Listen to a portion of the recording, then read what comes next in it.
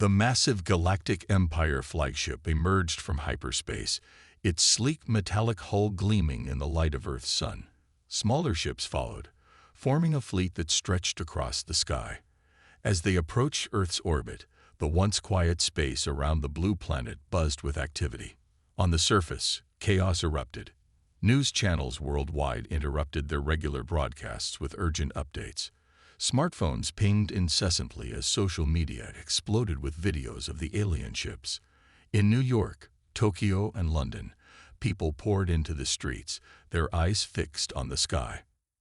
At the United Nations headquarters, world leaders gathered in an emergency session. The General Assembly Hall was filled with a mix of fear and excitement. Some representatives argued for immediate military action, while others called for peaceful communication. "We must show strength," shouted the Russian delegate, pounding his fist on the table. The Chinese representative disagreed. "Caution is wise. We know nothing of their capabilities." As debates raged, scientists around the globe worked tirelessly to analyze the alien fleet. In NASA's control room, Dr. Sarah Chen, the lead astrobiologist, stared at her computer screen in awe. "The energy readings from those ships are off the charts," she muttered to her colleague. "Their technology is centuries ahead of ours." Meanwhile, in a secret underground bunker, military leaders from various nations huddled around a holographic display of Earth's defenses. General Williams of the United States pointed to several red dots on the map. "Our missile systems are ready, but against that fleet, it's like throwing pebbles at a tank." Suddenly, all communications devices on Earth crackled to life. Television screens, radios, and phones broadcast the same message in every language. "People of Earth, we are the Galactic Empire. We have come to welcome you into our grand coalition of civilizations.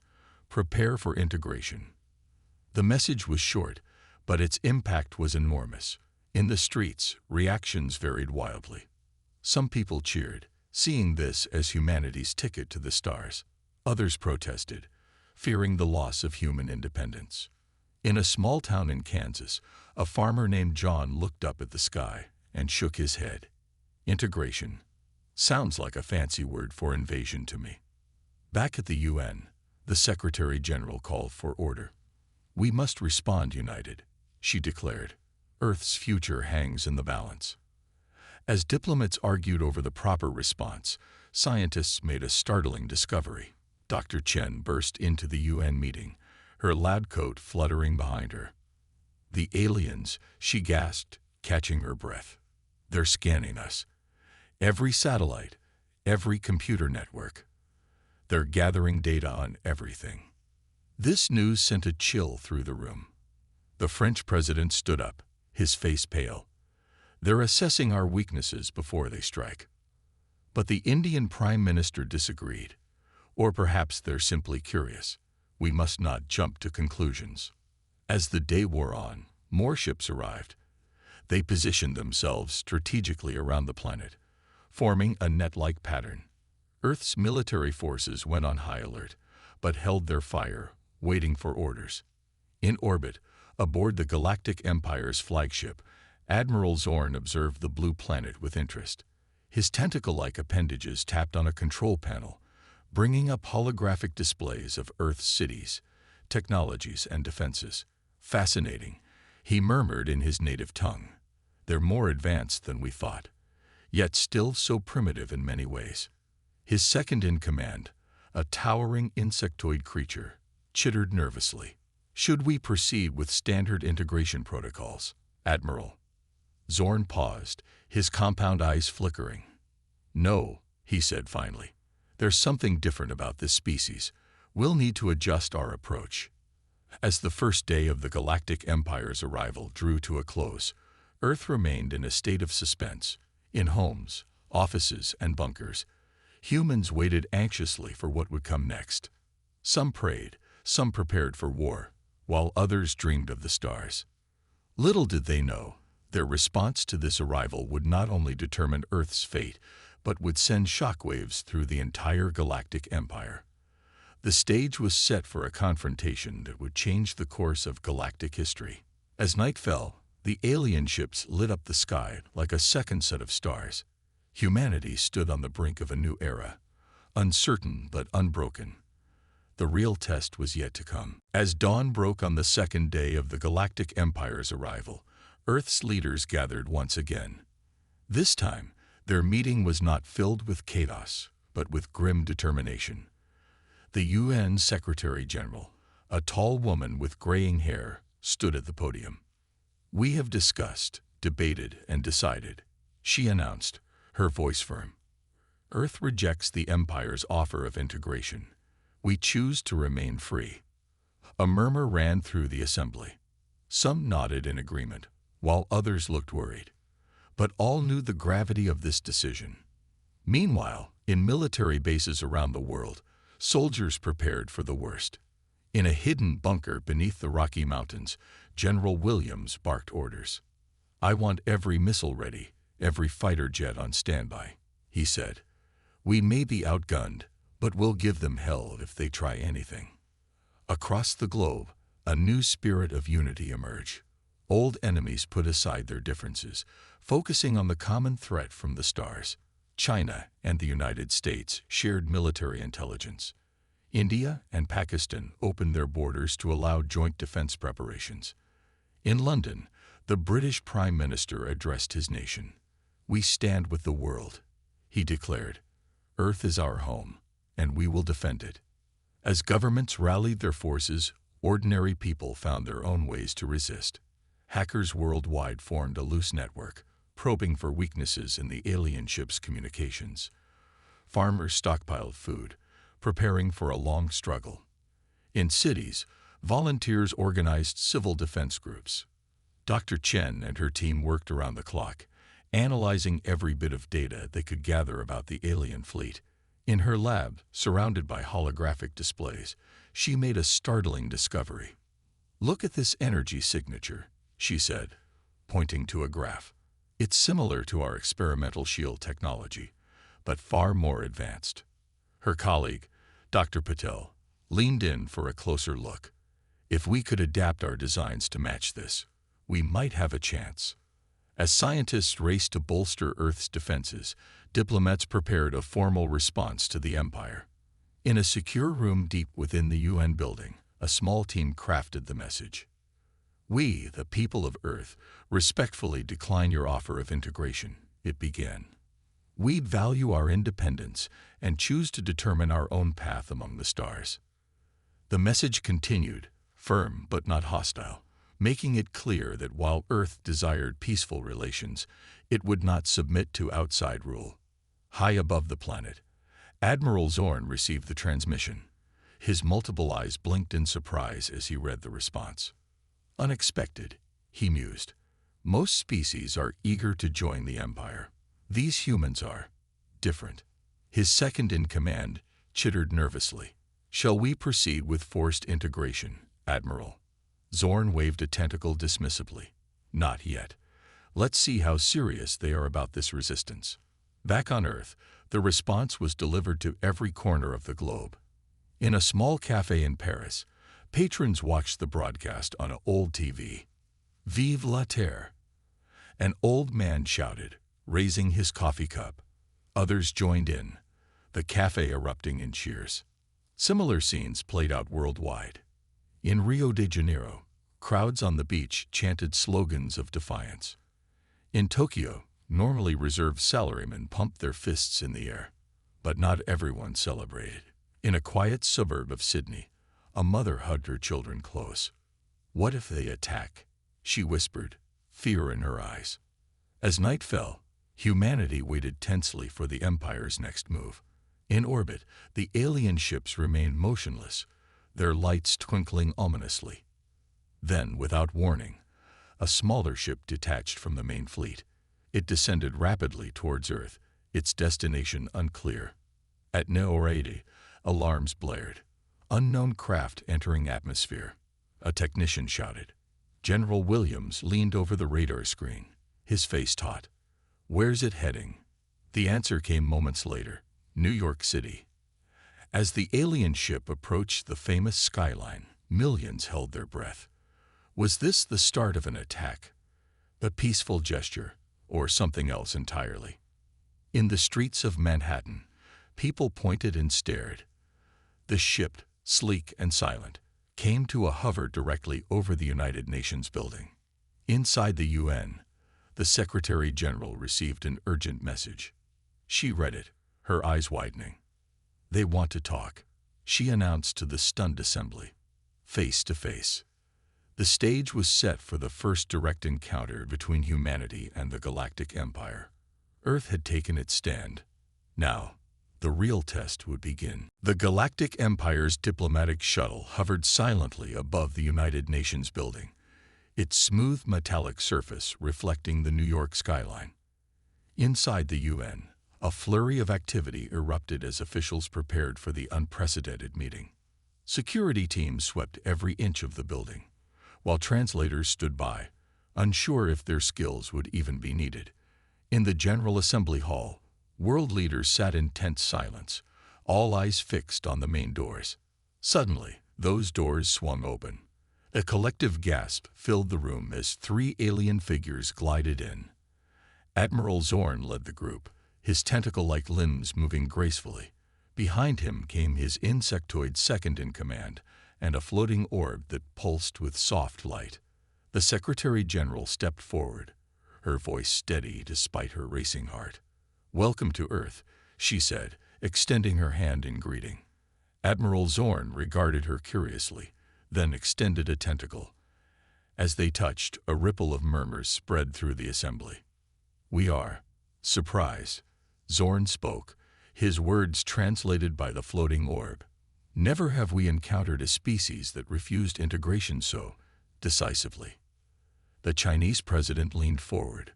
"We value our independence," he stated firmly. "Earth is not for sale or conquest." Zorn's compound eyes flickered, a sign of amusement in his species. "Conquest? Oh no, you misunderstand. The Empire doesn't conquer.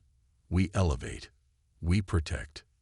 "We protect ourselves," the Russian leader interjected, his voice gruff. The insectoid creature chittered something, and the orb translated. "Your defenses are primitive. You face many dangers you don't even know exist." This statement caused an uproar in the assembly. Leaders shouted questions and demands, their voices overlapping in a cacophony of languages. Admiral Zorn raised his tentacles, calling for silence. "Perhaps," he said, "we should show you why the Empire's protection is so vital." With a gesture, he activated a holographic display.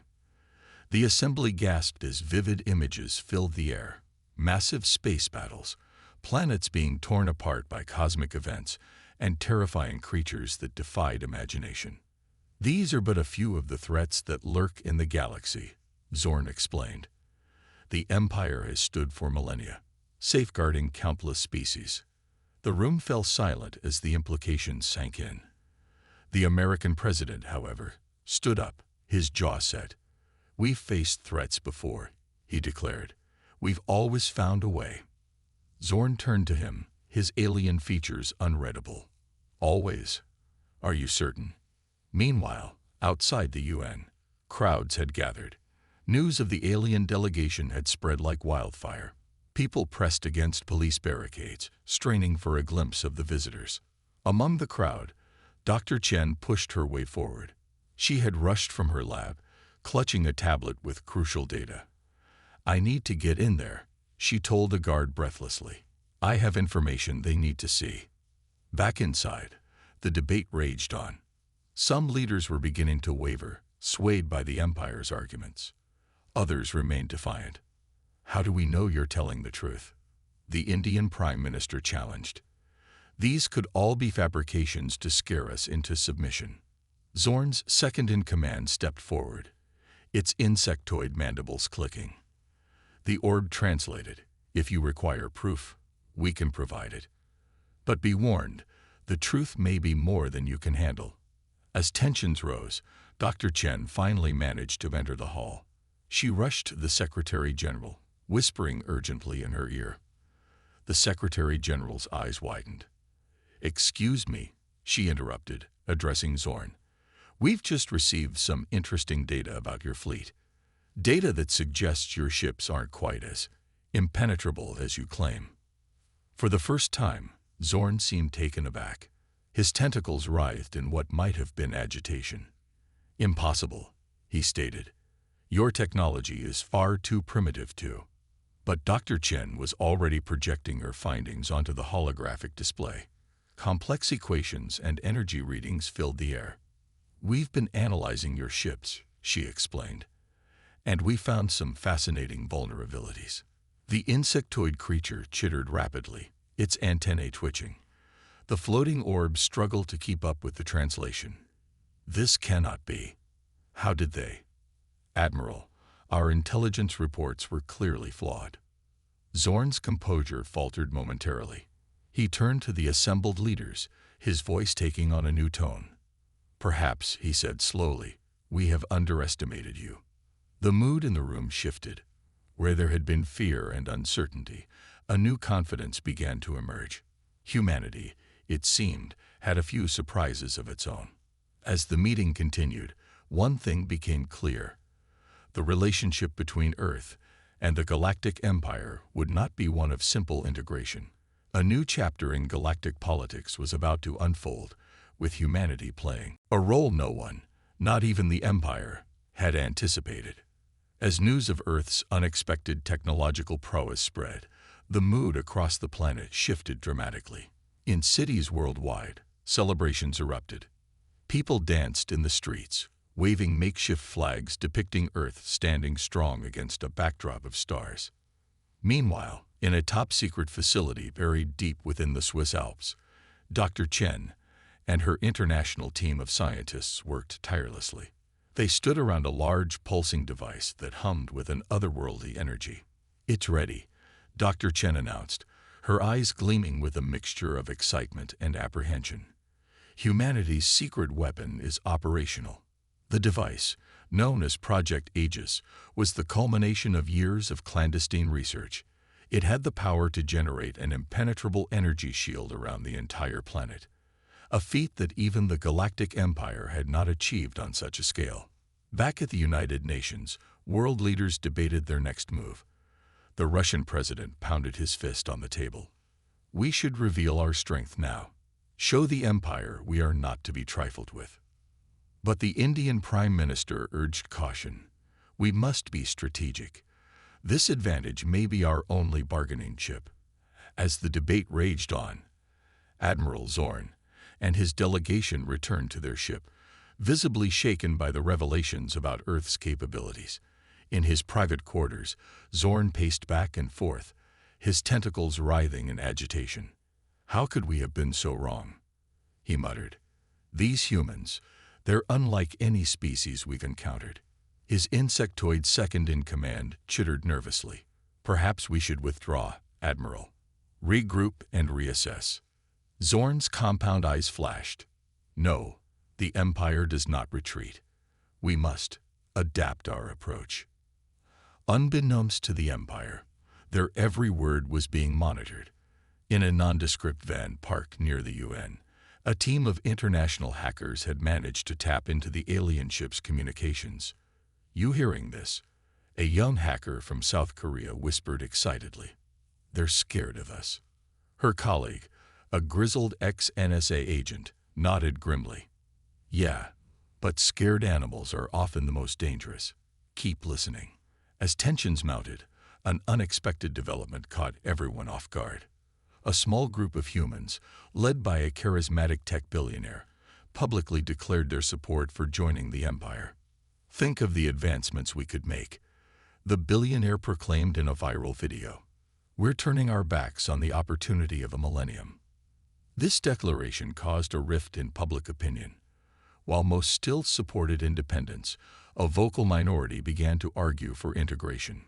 Protests and counter-protests sprang up in major cities, adding to the global tension. Amidst this chaos, Dr. Chen and her team prepared to unveil Project Aegis to the world leaders. In a secure bunker beneath Geneva, she stood before a panel of grim-faced presidents and prime ministers. "Ladies and gentlemen," she began, her voice steady despite the enormity of the moment, What you're about to see will change the course of human history. With a nod to her assistant, Dr. Chen activated Project Aegis. The room hummed with energy, and a holographic display showed a shimmering blue field expanding to envelop the Earth. This shield, Dr. Chen explained, can repel any known form of energy weapon. It draws power from the Earth's core, making it virtually inexhaustible. The world leaders watched in awe as simulations showed alien weapons harmlessly dissipating against the shield. For the first time since the Empire's arrival, hope blossomed. But the demonstration was interrupted by an urgent message. The Empire's fleet was on the move, positioning itself in attack formation around the planet. They must have detected the energy surge from Aegis, Dr. Chen realized, her face paling. The U.S. president turned to his colleagues, his expression grave. It's time to make a decision. Do we reveal our hand or wait to see their next move? As debates erupted once more, a junior scientist burst into the room, clutching a tablet. Dr. Chen, he gasped, we've detected something big coming out of hyperspace. All eyes turned to the holographic display. Beyond the Empire's fleet, a massive shape was emerging. It dwarfed even the largest of the Empire's ships. Dr. Chen's eyes widened in shock. That's not an Empire ship, she whispered. As the mysterious object fully materialized, one thing became clear. The game had changed once again. Earth, the Empire, and now this new unknown player were set on a collision course that would determine the fate of not just humanity, but possibly the entire galaxy. The room fell silent as everyone realized this was merely the beginning of a much larger cosmic drama. The massive unknown ship hung in space like a dark cloud, its surface a maze of lights and strange protrusions. Earth's leaders watched in stunned silence as the holographic display zoomed in on the newcomer. What in God's name is that? The British Prime Minister whispered, voicing the thought on everyone's mind. Dr. Chen's fingers flew over her tablet, analyzing the incoming data. It's like nothing we've ever seen. The energy readings are off the charts. Suddenly, the Empire's fleet began to move. Their ships, once poised to attack Earth, now scrambled to form a defensive line against the new arrival. Admiral Zorn's voice crackled over the intercepted communications. All ships, battle stations. This is not a drill. The Axelorians have found us. Kylorians. The word echoed through the bunker as Earth's leaders exchanged confused looks. Before anyone could speculate further, the massive Dylorian ship launched a barrage of energy beams. The Empire's fleet returned fire, and space lit up with a dazzling and terrifying light show. On Earth, panic began to spread as the battle became visible from the ground. Social media exploded with videos of the space battle, and emergency services were overwhelmed with calls. In New York, a young woman named Sarah huddled with her neighbors on a rooftop, watching the sky. First one alien invasion, now another, she murmured. What's next? Meanwhile, in the secret bunker, Earth's leaders debated their next move.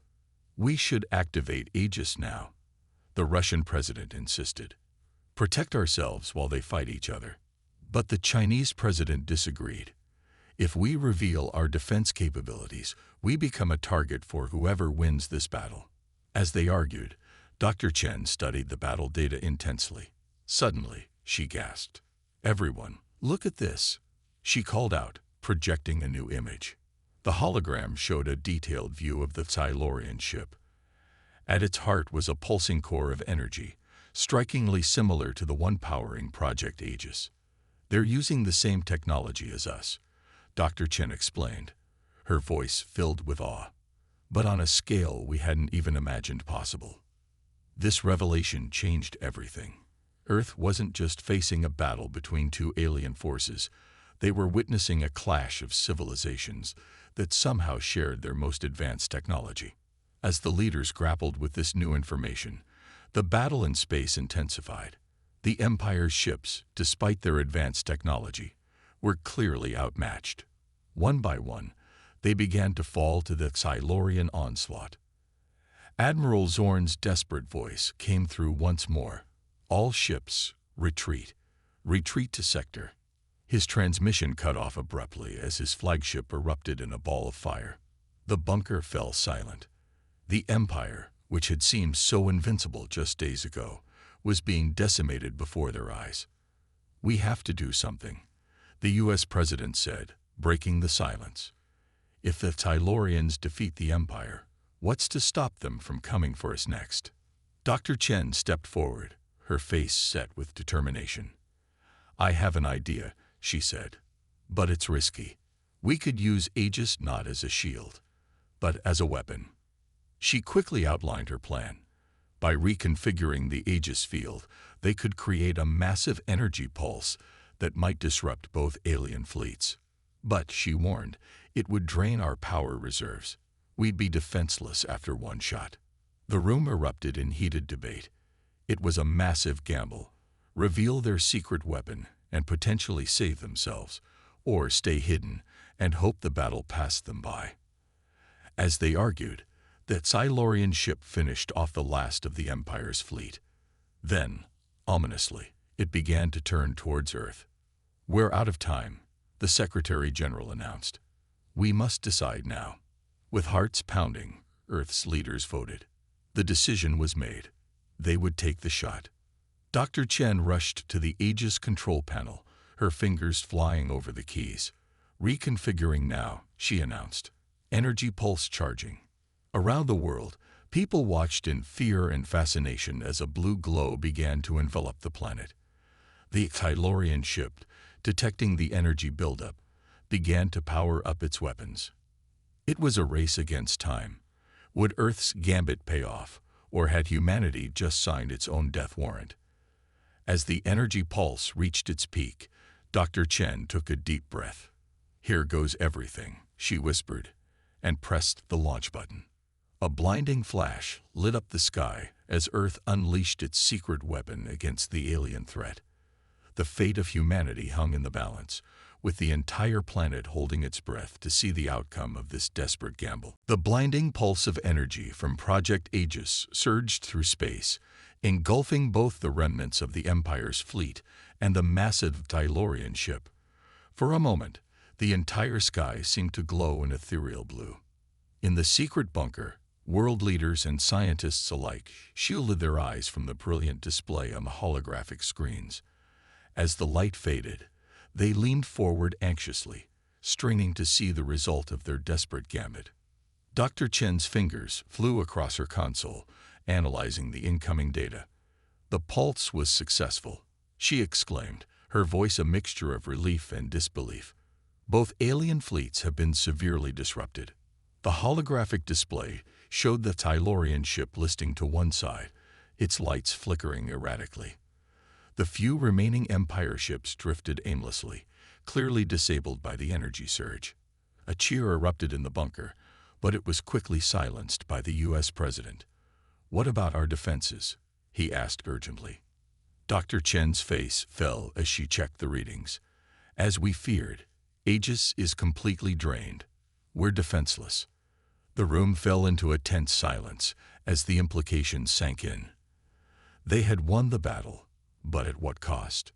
Meanwhile, across the globe, people emerged from their shelters, gazing up at the sky in wonder and confusion. The space battle that had raged above them had suddenly gone quiet, leaving only a faint, shimmering afterglow in the upper atmosphere. In Times Square, New York, the giant screens that normally displayed advertisements now showed live feeds from space telescopes. Crowds gathered, pointing and speculating about the drifting alien ships. Sarah, the young woman who had watched the battle begin from a rooftop, now stood in the middle of the square. "We did something, didn't we?" she said to no one in particular. Humanity fought back. Her words seemed to capture the mood of the moment. Around the world, a cautious optimism began to spread. Humanity had stood up to not one, but two alien forces, and survived. Back in the bunker, Earth's leaders were now faced with a crucial decision. With both alien fleets disabled, they had an unprecedented opportunity, but also a grave responsibility. We should strike now, the Russian president argued. Destroy them while they're vulnerable. But the Indian Prime Minister countered, and risked turning potential allies into confirmed enemies. We must approach this diplomatically. As the debate raged on, Dr. Chen received an urgent message on her tablet. Her eyes widened as she read it. "Excuse me," she interrupted, her voice cutting through the arguments. "We're receiving a transmission from the Silurian ship." The room fell silent as she patched the transmission through to the main display. The hologram flickered, then stabilized, showing a being unlike anything they had ever seen. It appeared to be made of pure energy, its form shifting and pulsing as it spoke. "People of Earth," the being said, its voice resonating strangely in their minds rather than their ears. "You have surprised us." The Secretary General stepped forward, her voice steady despite her racing heart. "We defended ourselves, as any sovereign species would." The Silurians seemed to consider this. "Indeed, it has been millennia since we encountered a species capable of such resistance." As the conversation unfolded, it became clear that the Silurians were not conquerors like the Empire, but explorers. They had been pursuing the Empire across the galaxy, trying to stop their campaign of forced integration. "Your weapon," the Silurian continued, "it is familiar to us. An ancient technology we thought lost to time." Dr. Chen couldn't contain her curiosity. "You mean Aegis? We developed it ourselves." The Silurian's form pulsed with what might have been surprise. "Impossible, unless..." Its form shifted, as if coming to a sudden realization. "You are the ones we have been seeking, the descendants of the progenitors." A murmur ran through the bunker. Progenitors. The implications were staggering. As Earth's leaders struggled to process this information, alarms began to blare. Dr. Chen rushed to her console, her face paling as she read the incoming data. "The Empire ships," she gasped. "They're reactivating, and they're on a collision course with major cities around the world." The brief moment of triumph evaporated, replaced by a new terrifying reality. The disabled Empire ships, in a final act of desperation, were now guided missiles aimed at the heart of human civilization. Earth had won the battle, but the war was far from over. With their defenses drained and a new ally of unknown intentions, humanity faced its greatest test yet. The next few minutes would determine the fate of not just Earth, but potentially the entire galaxy. As the alarms blared in the bunker, panic threatened to overtake Earth's leaders. The holographic display showed the Empire's ships, previously thought harmless, now hurtling towards major cities across the globe. "New York, London, Beijing, Moscow," Dr. Chen called out, her voice tight with tension. "They're targeting our most populous areas." The Secretary General turned to the Silurian hologram, her eyes pleading. "Can you help us? Our defenses are drained." The energy being pulsed rapidly, its form swirling with what seemed like concern. "Our systems are also damaged. We cannot intercept all of them in time." For a moment, despair settled over the room. Then, Dr. Chen's eyes lit up with a dangerous idea. "Wait, the progenitor technology. If we are their descendants, maybe we can control the Empire ships." Without waiting for approval, she began typing furiously on her console, attempting to hack into the alien vessels using principles derived from Aegis. The room held its collective breath as seconds ticked by agonizingly slow. Suddenly, the holographic display flickered. One by one, the Empire ships began to veer off course. "It's working," Dr. Chen exclaimed, her fingers still flying over the keyboard. "But I can't stop them completely, only redirect them." The world leaders quickly sprang into action, coordinating with military forces around the globe. Fighter jets scrambled, ready to shoot down any ships that got too close to populated areas. In New York, Sarah watched in awe as a massive Empire ship, originally headed for the heart of Manhattan, veered sharply towards the Atlantic Ocean. Similar scenes played out across the world. Moscow, Beijing, London. as the redirected ships plunged into oceans or crashed in unpopulated areas. As the last ship was dealt with, a cheer erupted in the bunker. Humanity had faced its greatest threat and emerged victorious. The Silurian's hologram pulsed with what seemed like admiration. Impressive. You have proven yourselves worthy descendants of the progenitors. The Chinese president stepped forward, his curiosity overcoming his caution. You mentioned these progenitors before. Who were they? The energy being's form swirled thoughtfully. They were the first spacefaring race, creators of the technology your Aegis is based on. They seeded many worlds with life, including ours and, it seems, yours. But they vanished months ago, leaving only fragments of their legacy behind. This revelation stunned the room into silence. Humanity wasn't just joining the galactic community, they were reclaiming a long-lost heritage. As the implications of this sank in, the Silurian continued. We have searched for their true heirs for millennia. Finding you changes everything. Dr. Chen, still processing the magnitude of their discovery, asked, "But why didn't you recognize us immediately? Why the battle?" The beam's form rippled apologetically. We have encountered many races who claimed progenitor legacy. The Empire was one such pretender, using stolen technology to dominate others. We had to be certain. The Secretary General, sensing a historic moment, stepped forward. And now that you are certain. Now, the Silurian replied, its voice resonating with newfound warmth, we offer you partnership.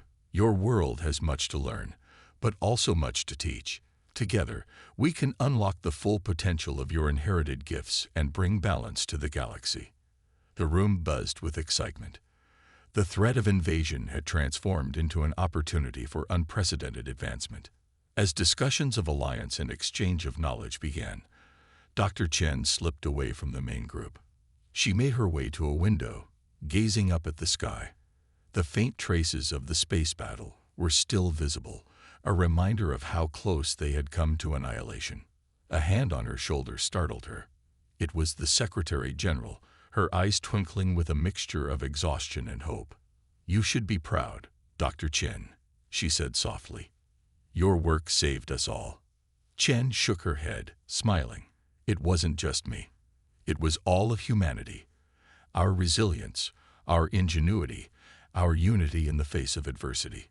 We proved that we're ready for the stars. As if in response to her words, a shooting star streaked across the sky. But unlike before, it didn't bring fear. Instead, it promised a future filled with wonder and discovery. Earth had taken its stand, faced down an empire, and emerged not just victorious, but enlightened. As the new day dawned, humanity looked to the stars not with trepidation, but with anticipation. Their cosmic heritage reclaimed, they were ready to take their place in the grand tapestry of galactic civilization. The end of Earth's isolation was just the beginning of its greatest adventure.